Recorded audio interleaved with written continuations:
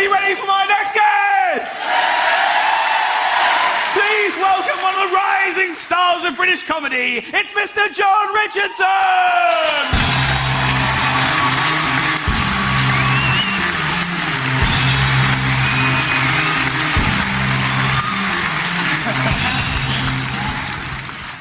Hello.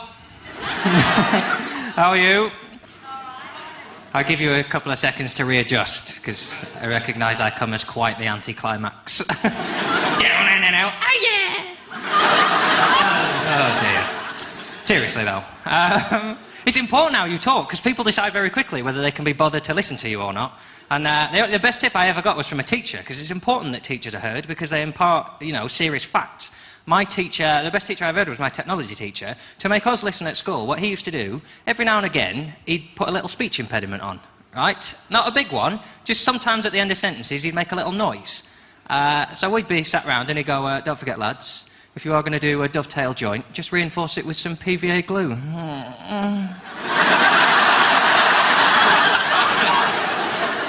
that was it. That is poetry when you're 15. That is one lesson you are never missing. And of course it's genius for a teacher, because we were listening out for it, accidentally learning stuff. And I think he knew, because as a reward he'd always do a nice big one at Christmas. Like, don't forget, lads, that will be on the exam.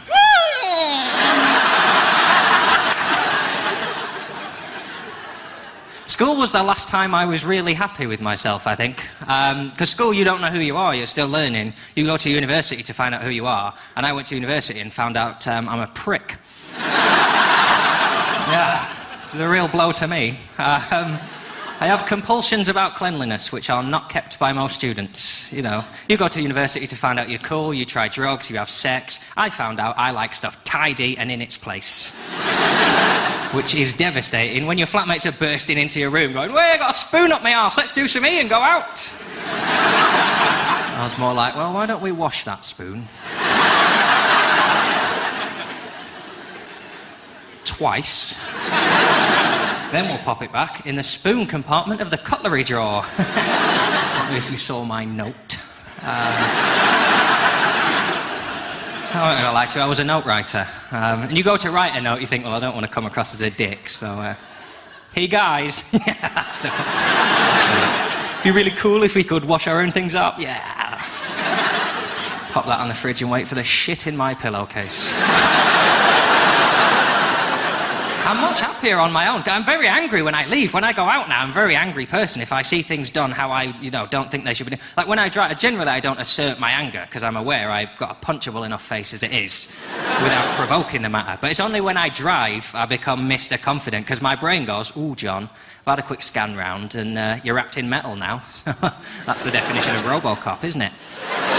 So when I'm in my car, I love my horn. I really love to blast the horn. And there's a lot of cliches about small men who blast their horn. I just do it to get it out of my system. If someone cuts me up, I want them to know they've done it. So I'll just, screw you, society. The problem is I drive a Ford Fiesta.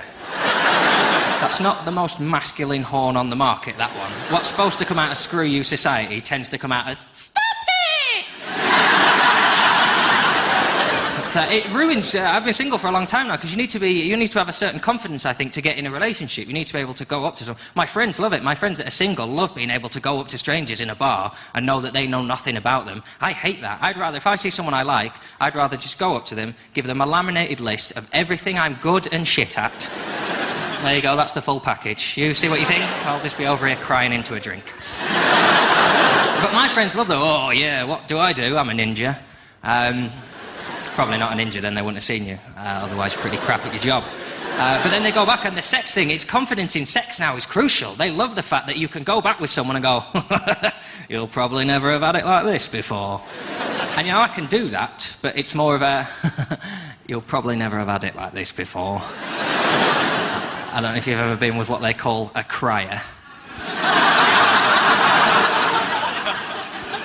Because it's a very confident beast, You're supposed to enjoy the fact that you can put stuff places and tickle stuff and squeeze bits. And what they tell me they do, my friends, is that now part of sex is talking. You talk to each other during sex. Not in my world. I'm a traditionalist. In, out, whimper, apologise, bail. That is the game as far as I understand it. No chit-chat, there's barely time. All right? But what it is, the reason I don't talk is just self-awareness. You know, I've heard my voice, I know what I sound like, and this is not a voice that will accentuate a sexual experience. I think for a lady, the last thing you want to hear when you try to enjoy yourself is, "Oh, I'm having a smashing time." I don't know what this is, but... It's the tone of my voice is horrible, isn't it? You don't want to hear that. And my accent, if I try and compliment a lady, it sounds like I'm talking about livestock. It's unfortunate, but I can... Oh, that is beautiful. It sounds like I've just come off Emmerdale. It's horrible. And the main reason I don't talk is I'm not much of a conversationalist. I wouldn't know what to say. So I've asked friends, I said, look, if this ever happens, what do I say to someone while sex is happening? And they said, look, at advanced level, there's a lot of who's your daddies and wherefores. But as a beginner, if you're not that confident, while it's going on, if it's going all right, you just go, ooh, you like that, don't you? Not as camp as I do it, obviously. You say it like a man would say it, like, ooh, you like that, don't you? I can do the voice if required. It's a voice you must do throughout, by the way, not just for that sentence, because that frightens him. Oh, you like that? Come back. From the beginning. Now, I quite like that one. It seems sensible to me, because it's not a statement, is it? It's not you talking to them, it's you asking a question, so they have to respond. So you go, oh, you like that, don't you? And they go, oh, yeah, that's smashing. Now, you say that, and the fear I have is something I learned from comedy, and this goes for anyone who addresses an audience, right? Because brains play tricks on you. And what you do, when you're a comic and you start out, you're not very good, right? And when something's not going very well, what your brain says is, you should just reference the tension and it'll go away, right? So you go, this isn't going very well, is it? It doesn't help, you just give the audience a window to go, no, it's not. Piss off. Now, as far as I'm concerned, that applies during sex. And saying something as stupid as, oh, you like that, don't you? Just gives her a chance to go, no, it's actually quite unpleasant. Oh, no, this was my idea, John. I'm going to have to stop you there. I am feeling quite bilious now. I don't know how to describe it to you. You know when you stroke a dog the wrong way? That's what every inch of my skin feels like at the moment. Soz. That's all the time I've got. It's been a pleasure talking to you. Take care. Good night. Mr. Jon Richardson, ladies and gentlemen! We love Jon Richardson!